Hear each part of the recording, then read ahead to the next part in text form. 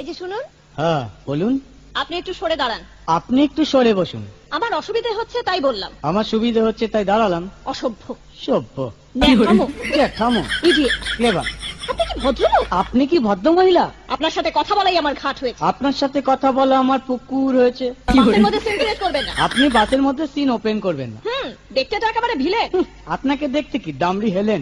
ভদ্রতা শিখবেন বাড়িতে। আপনি ভদ্রতা শিখবেন গাড়িতে। আপনার কোনো কাণ্ডজ্ঞান নেই। আপনার কোনো সাধারণ জ্ঞান নেই। সকালবেলা কি কচু খেয়ে এসেছেন? আপনি কি সকালবেলা খালি পেটে এসেছেন? ঠিক আছে ঠিক আছে, হয়েছে হয়েছে।